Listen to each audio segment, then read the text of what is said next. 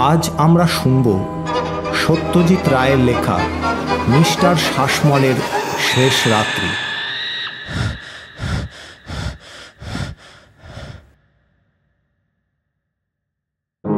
Mister Sasmal আরাম কেদারাটায় গা এলিয়ে দিয়ে একটা স্বস্তির নিঃশ্বাস ফেললেন।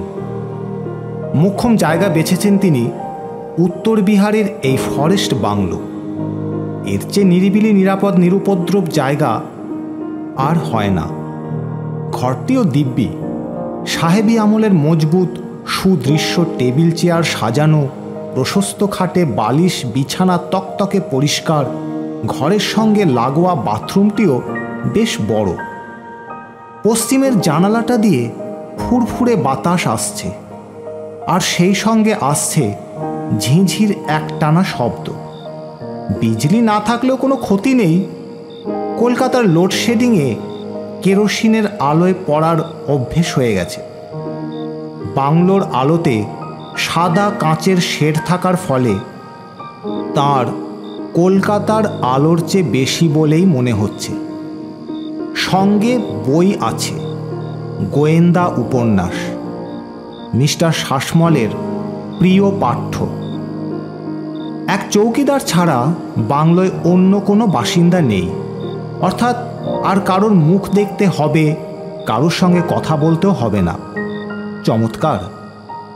কলকাতার ট্যুরিস্ট অফিসে গিয়ে 10 দিন আগে থেকে বলে এসেছিলেন এই বাংলোর কথা। দিন চারেক আগে মিস্টার শাসমল তাদের কাছ থেকে চিঠিতে জানেন যে ঘর বুক করা হয়ে গেছে। অন্তত 3টে দিন এখানে থেকে তারপর অন্য কোথাও যাবার কথা ভাবা যাবে। সঙ্গে টাকা আছে যথেষ্ট, অন্তত মাসখানেক চালিয়ে নেওয়া যাবে অক্লেশে। নিজের গাড়ি আছে সঙ্গে। স্বভাবতই তিনি নিজেই চালিয়ে এসেছেন এই 550 কিলোমিটার পথ। চৌকিদার তার কথা মতো 9:30টায় ডিনার দিয়ে দিল। হাতের রুটি, অরহরের ডাল, একটা তরকারি আর মুরগির কারি। ডাইনিং রুমেও সাহেবী আমলের চিহ্ন রয়েছে।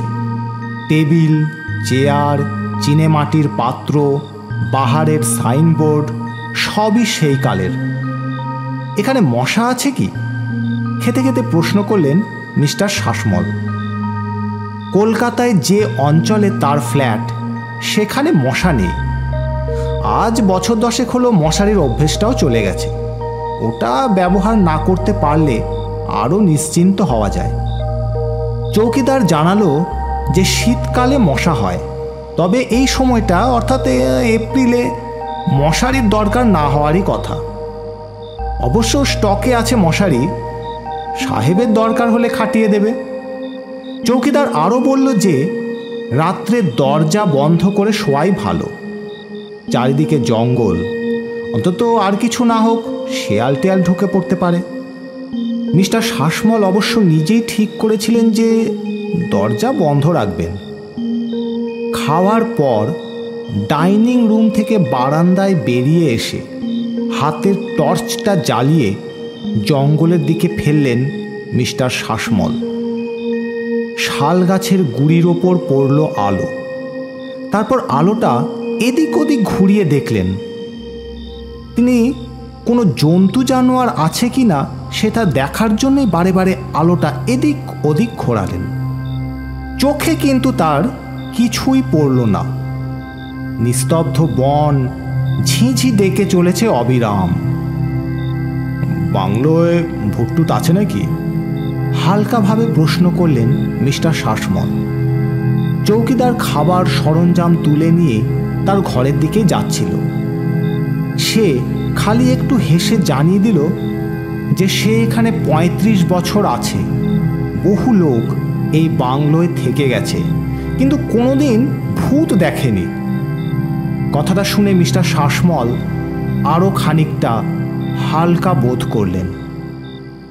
ডাইনিং রুমের পর একটা ঘর ছেড়েই তার নিজের ঘর, তাই আর খেতে যাওয়ার সময় দরজাটা বন্ধ করেননি।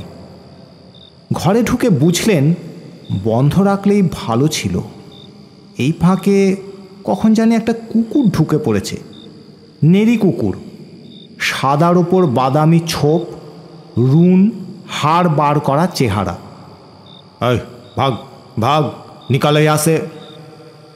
কুকুর ঘরের এক কোণে বসে আছে।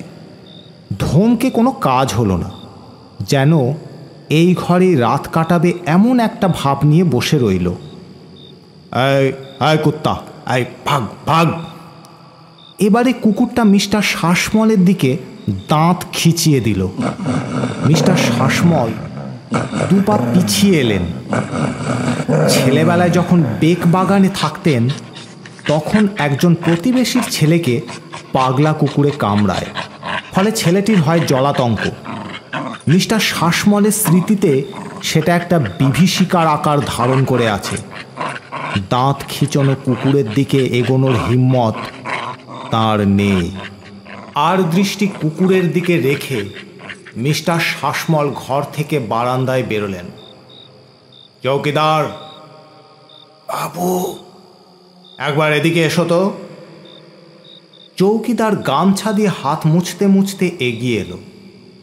আমার ঘরে একটা কুকুর ঢুকেছে, ওটাকে তাড়াও তো। কুত্তা! চৌকিদার যেন ভারী অবাক হয়েছে বলে মনে হলো।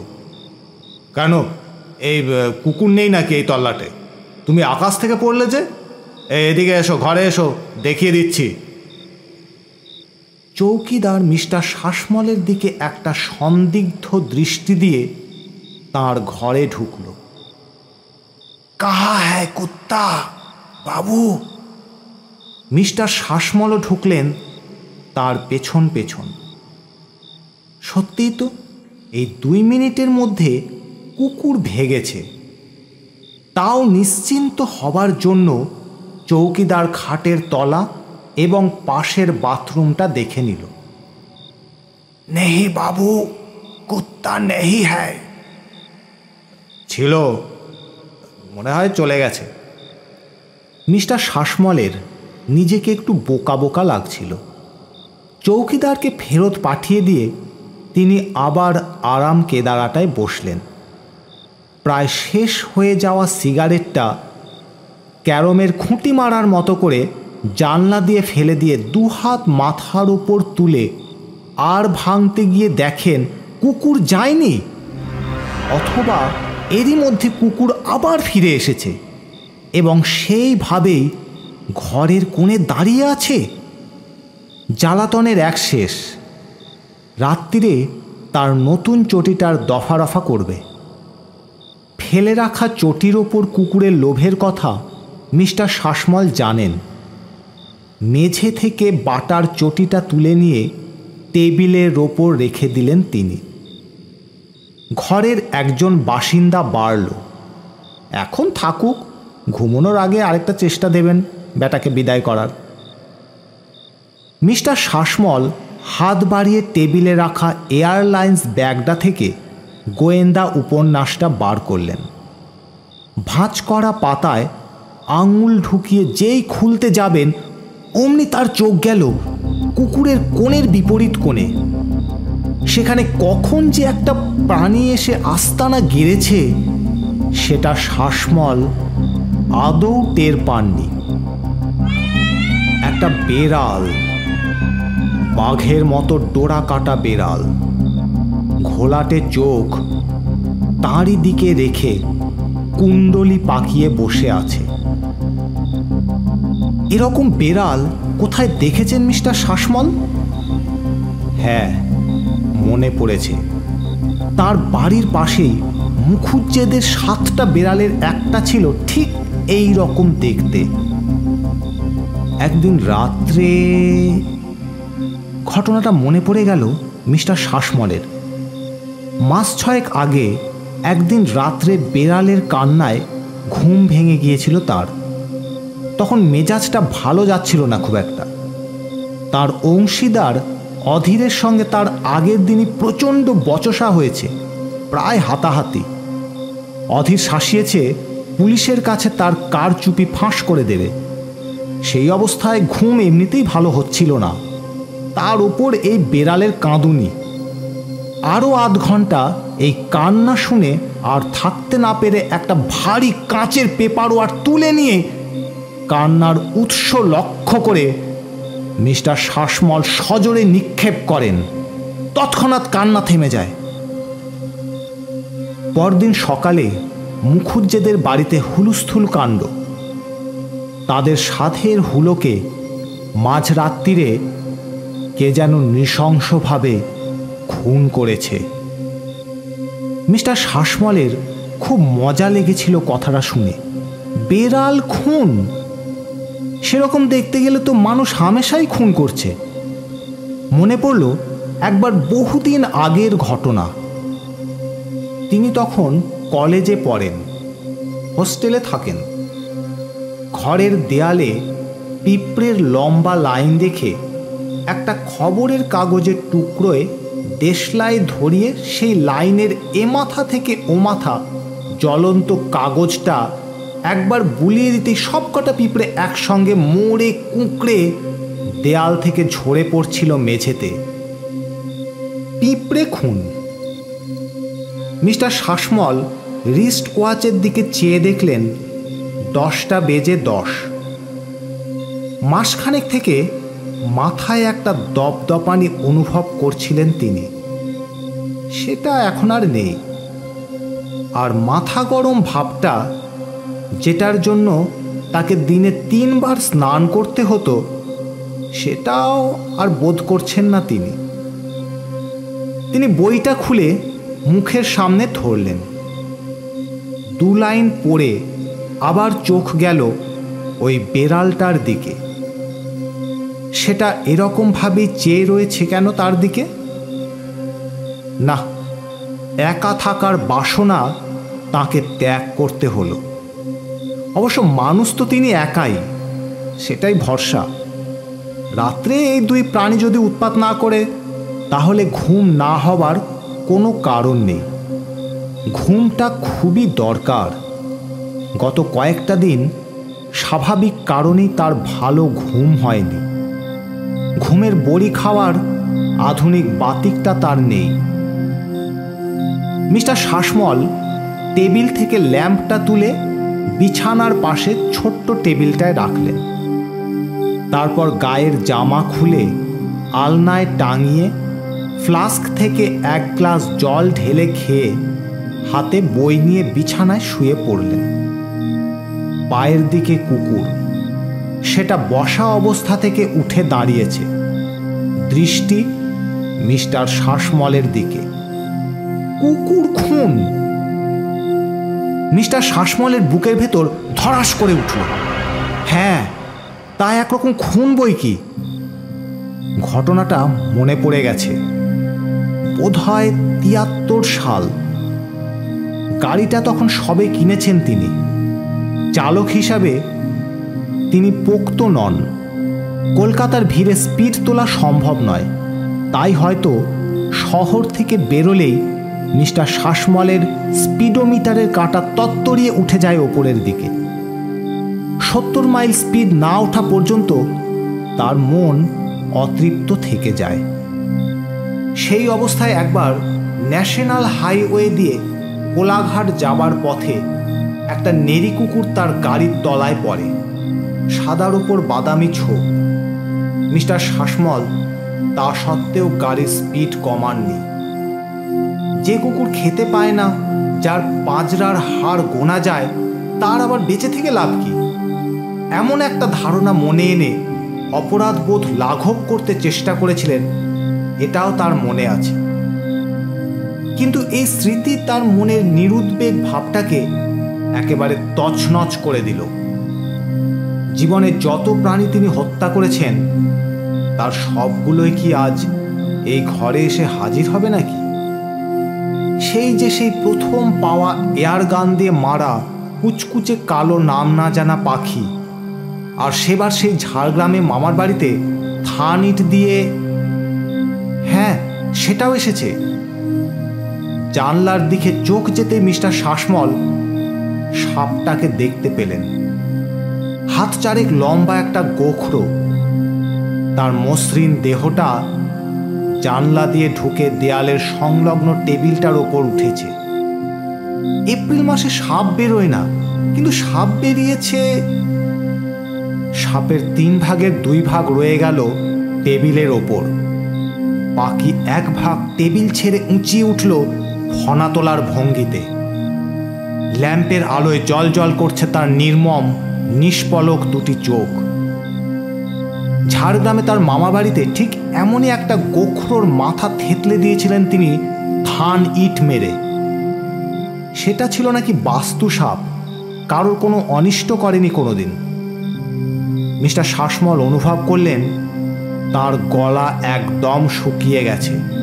চেঁচিয়ে যে চৌকিদারকে ডাকবেন তার কোনো উপায় নেই।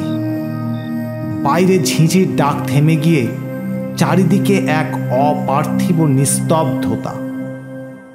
হাতঘড়ির কোনো শব্দ নেই, না হলে সেটা শোনা যেত। একবার মিস্টার শাসমলের মনে হলো তিনি হয়তো স্বপ্ন দেখছেন। সম্প্রতি 2-1 বার এরকম হয়েছে। নিজের ঘরে নিজের খাটে শুয়ে হঠাৎ মনে হয়েছে তিনি যেন অন্য কোথাও রয়েছেন।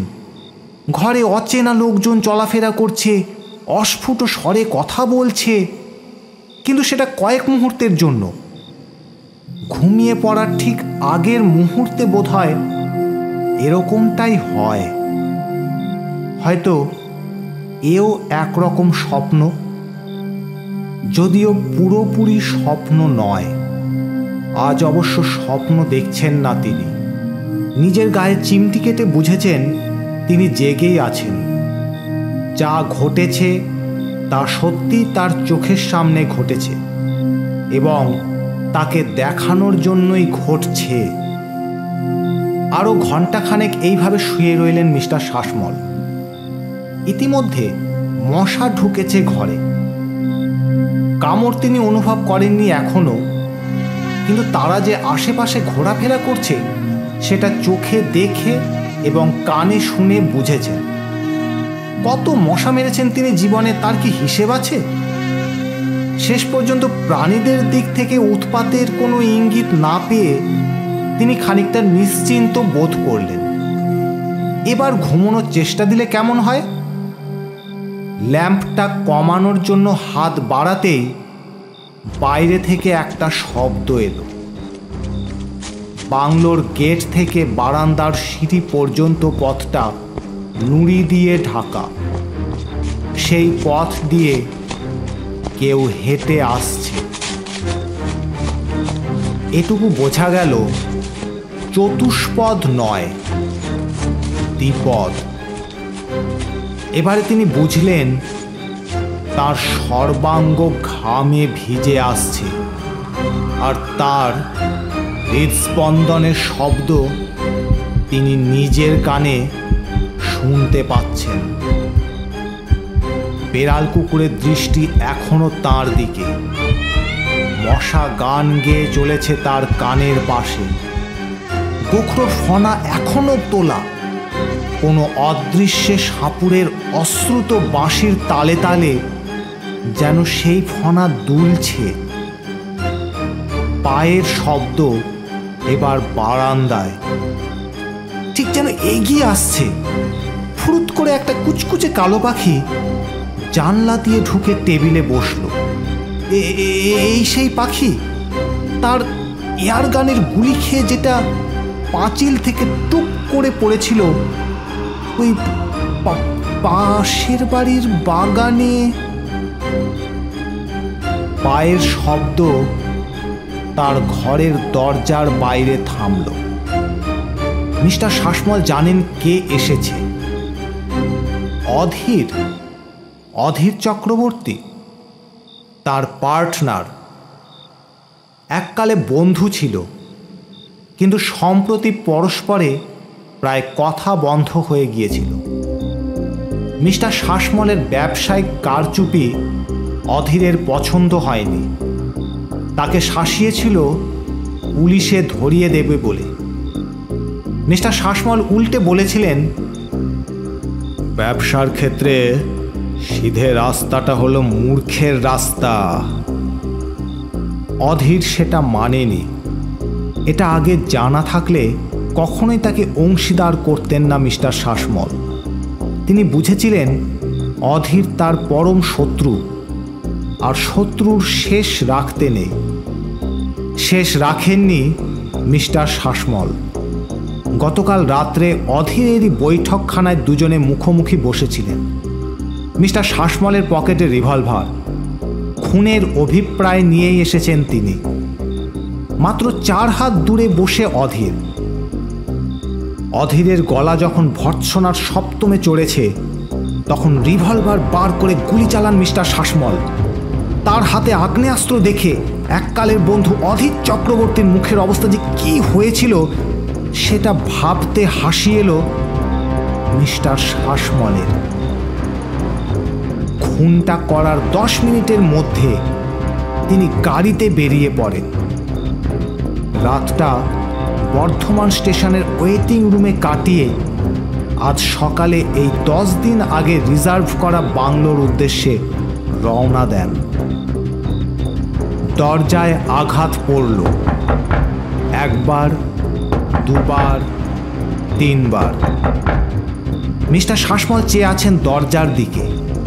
তার সর্বাঙ্গে কাঁপুনি ধরেছে, দম বন্ধ হয়ে আসছে। দরজা খোলো জয়ন্ত, আমি অধীর, দরজা খোলো। যাকে তিনি গতকাল রাত্রে খুন করে এসেছেন, এই সেই অধীর। একটা কারণে তার মনে সন্দেহ ছিল খুনটা ঠিক হয়েছে কিনা, কিন্তু এখন আর সন্দেহ নেই। ওই কুকুর, ওই বেড়াল, ওই সাপ, ওই পাখি, আর এখন দরজার বাইরে অধীর, সবাই যখন এসেছে মৃত্যুর পরে, তখন অধীরও আসবে, এটাই সঙ্গত। আবার দরজায় ঘন ঘন করাঘাত। মিস্টার শাসমলের দৃষ্টি ঝাপসা, কিন্তু তিনি দেখতে পাচ্ছেন কুকুরটা তার দিকে এগোচ্ছে। বেড়ালের চোখ তার নিজের চোখের এক হাতের মধ্যে। সাপটা টেবিলের পায়া বেয়ে মেঝেতে নামছে তারই দিকে এগোবে বলে। পাখিটা এসে তার খাটের উপর বসল। তার বুকে গেঞ্জির উপর অজস্র পিঁপড়ে এসে হাজির হয়েছে। শেষ পর্যন্ত 2 কনস্টেবলের ঠেলায় দরজা ভাঙল। অধীরবাবুই পুলিশ নিয়ে এসেছেন কলকাতা থেকে। মিস্টার শাসমলের কাগজপত্র থেকে ট্যুরিস্ট ডিপার্টমেন্টের একটা চিঠি বেরোয়। এই বাংলো রিজার্ভ করার খবর ছিল তাতে। ঘরে ঢুকে মিস্টার শাসমলকে মৃত অবস্থায় দেখে ইন্সপেক্টর সামন্ত অধীরবাবুকে জিজ্ঞেস করলেন, আচ্ছা, আপনার পার্টনারের কি হার্টের ব্যারাম ছিল? অধীরবাবু বললেন, হার্টের ব্যাপার জানি না, তবে ইদানিং ওর মাথাটা গোলমাল করছিল। যেভাবে টাকা এদিক ওদিক করেছে, আমাকে সে ভালোই ঠকিয়েছে। সেটা সুস্থ মস্তিষ্কের লোকের পক্ষে কখনো সম্ভব নয়। অবশ্যই তার হাতে রিভলভারটা দেখে সে ধারণা আরও বদ্ধমূল হয়। সত্যি বলতে কি, ও যখন ওটা পকেট থেকে বার করলো, তখন আমি নিজের চোখে বিশ্বাস করতে পারিনি। ও গুলি মেরে পালানোর পর 10 মিনিট লেগেছে আমার সংবিৎ পেতে। তখনই ঠিক করি আমি এই উন্মাদকে পুলিশের হাতে তুলে দিতে হবে। আমি যে খুন হইনি সেটা নেহাতি দৈবক্রমে। মিস্টার সামন্ত ভ্রুকুঞ্চিত করে বললেন, কিন্তু এত কাছ থেকে আপনাকে মিস করলেন কি করে? অধীরবাবু মৃদু হেসে বললেন, কপালে মৃত্যু না থাকলে আর মানুষ কি করে মরে বলুন? গুলি তো আমার গায়ে লাগেনি, লেগেছিল আমার সোফার গায়ে। অন্ধকারে লক্ষ্যভেদ করার ক্ষমতা আর কজনার থাকে? রিভলভার বার করার সঙ্গে সঙ্গে যে আমার পাড়ায় লোডশেডিং হয়ে যায়।